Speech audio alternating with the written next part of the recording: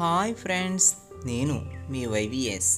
ఈరోజు వాటర్ కలర్స్తో శివలింగం యొక్క బొమ్మ ఎలా గీయాలి, అందులోకి క్లైమేట్ అంతా ఆరెంజ్ కలర్లో ఉంటే కనుక ఎలా కనిపిస్తుంది అనే విషయాన్ని మన ఛానల్ అయిన వైవిఎస్ ఆర్ట్స్లో చూద్దాం. Welcome to my channel.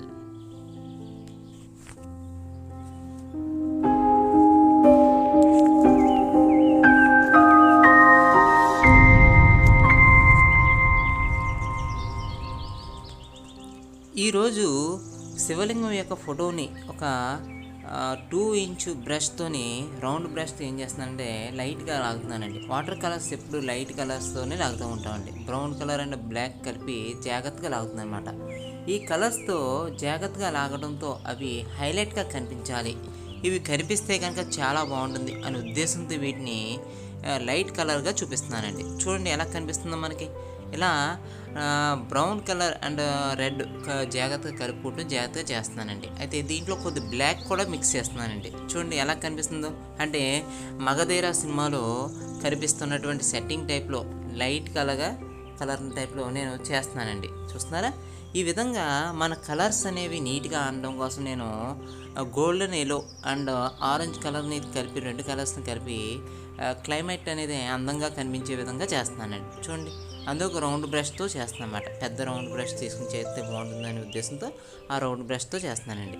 ఎందుకంటే ఇక్కడ బ్రషెస్ అనేవి చాలా మెయిన్ అండి. ఎందుకంటే బ్రషెస్తో వర్క్ కరెక్ట్గా చేయగలిగితే కనుక అది అందంగా కనిపిస్తుందండి. ఇక్కడ బ్రషెస్ అనేవి కరెక్ట్గా లేకపోతే కనుక మనం ఎంత వర్క్ చేద్దాం అనుకున్నా సరే ఆ వర్క్ అనేది అందంగా కనిపిస్తుందండి. చూడండి, మనం వాటర్ కలర్స్తో కలరింగ్ ఎక్కించేటప్పటికి ఎక్కిస్తూ ఉంటే కనుక అది అలా ఎక్కుతూనే ఉందండి. ఇప్పుడు ఫ్లాట్ బ్రష్ తీసుకుని సేమ్ కలర్ని నేను రెడ్ మిక్స్ చేసుకుని జాగ్రత్తగా ఆరెంజ్ షేడ్ని జాగ్రత్తగా లాగుతున్నానండి. చూస్తున్నారా అక్కడ కలరింగ్ అనేది ఎలా కనిపిస్తుందో మనకి. ఈ కలరింగ్ అనేది నీట్గా కనిపించాలనే ఉద్దేశంతో దీన్ని మనం ఫ్లాట్ బ్రష్తో జాగ్రత్తగా చేస్తున్నానండి. చూస్తున్నారండి, ఈ విధంగా ఈ కలరింగ్ అనేది మనం నీట్గా చేసుకుంటూ ఉంటే కనుక మనకి ఈ కలర్స్తో ఎలా చేయాలి, వాటర్ కలర్స్ అనేవి వాటర్ని యూజ్ చేసుకుంటూ మనం ఎలా వాటర్ యూజ్ చేసుకుంటూ చేస్తామో ఆ విషయాన్ని వివరిస్తూ మీకు చేస్తున్నానండి. చూడండి ఎంత నీట్గా చేస్తున్నాం. అయితే ఇక్కడ ఉన్నటువంటి కేక్స్ అండి, వాటర్ కలర్ కేక్స్ అంటారు.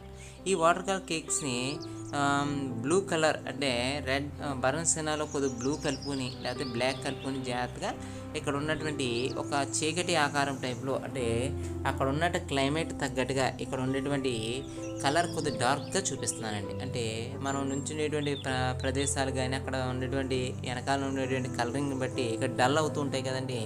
అలాగా ఇక్కడ ఉండేటువంటి పర్వతం, అంటే ఆ పర్వతం ఎలా ఉంది అనేది చూపించడం కోసం కొద్దిగా డల్ చేస్తున్నానండి. చూడండి ఎలా కనిపిస్తుందో. ఇలా డల్ చేసిన తర్వాత ఇక్కడ ఈ డల్ చేసినటువంటి ఈ పర్వతం పైనే మనం అనుకునేటువంటి సబ్జెక్ట్ చేయాలన్నమాట. చూస్తున్నారా? ఇలా ఈ సబ్జెక్ట్ చేసిన తర్వాత ఈ సబ్జెక్టుకి తగ్గట్టుగా అక్కడ కింద గడ్డి, అంటే కింద చూసేటప్పటికి అందంగా గడ్డి కనిపించే విధంగా నీట్గా డిజైన్ చేస్తున్నానండి. అది కూడా ఈ పాయింట్ బ్రష్ అంటే 2 ఇంచెస్ బ్రష్తోనే జాగ్రత్తగా చేస్తున్నానండి. చూడండి ఎలా కనిపిస్తుందో మనకి. ఈ విధంగా మనం డిజైన్ చేసుకుంటూ వాటర్ కలర్స్తో నీట్గా ప్రజెంట్ చేస్తున్నానండి. చూడండి, ఇప్పుడు శివలింగాన్ని చేస్తున్నానండి. చూడండి, పైనుంచి కిందకి బ్రష్ స్ట్రోక్తో బ్రష్తో జాగ్రత్తగా లాగుతున్నాను అనమాట. చూస్తున్నారా? ఇలా జాగ్రత్తగా లాగుతూ ఆ బ్రష్ని కిందకి లాక్కుని జాగ్రత్తగా అడ్డంగా, అంటే క్రాస్గా ఏం చేస్తున్నానంటే బ్రష్ని స్ట్రోక్ టైప్లో లాగుతున్నాను అనమాట. చూడండి ఎలా కనిపిస్తుందో.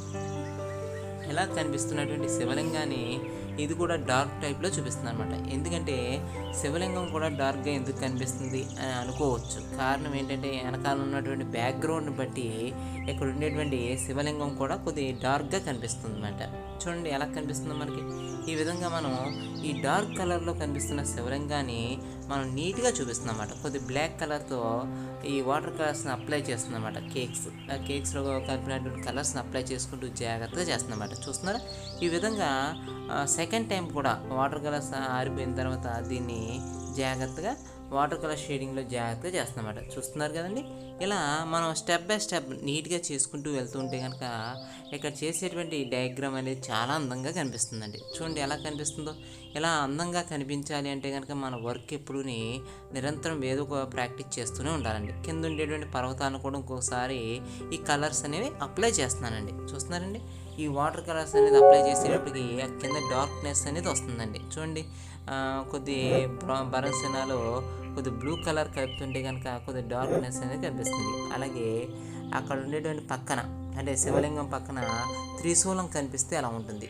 అంటే త్రిశూలం అనేది శివుడి యొక్క ఆయుధం కాబట్టి ఆ ఆయుధాన్ని మనం చిత్రిస్తున్నామండి. దాని చేతిలో ఉండేటువంటి డమరకం, అది డమరకంతో పాటు అక్కడ ఒక క్లాత్ కట్టినట్టు ఎగురుతున్నట్టుగా పెట్టామండి. చూడండి ఎలా నీట్గా కనిపిస్తుంది. ఇప్పుడు ఇలా మన దగ్గర ఉన్నటువంటి వస్తువుని జాగ్రత్తగా యూజ్ చేసుకుంటూ అక్కడ త్రిశూలము, అక్కడ శివలింగాన్ని చిత్రించామండి. చూశారు కదండి. ఇలా మనం దేవుడి యొక్క ఫోటోని ఏదైనా సరే అక్కడ ఉన్నటువంటి శివుని కానీ లేకపోతే పార్వతీదేవి కానీ ఎవరైనా గాడ్ని కానీ ఏదైనా అందమైన వాటర్ కలర్స్తో నీట్గా ట్రై చేయొచ్చు.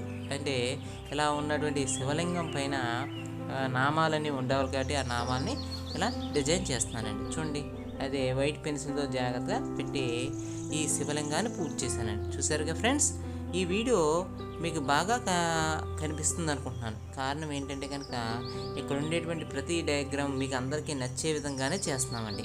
ఈ వీడియో కనుక మీకు బాగా నచ్చితే కనుక లైక్ చేయండి, అలాగే సబ్స్క్రైబ్ చేయండి, అలాగే కామెంట్ చేయండి అని ప్రతిసారి చెప్తున్నానండి. అయినా సరే మీరు కామెంట్ చేస్తున్నారు కానీ కొంతమంది లైక్ కూడా చేయడం లేదండి.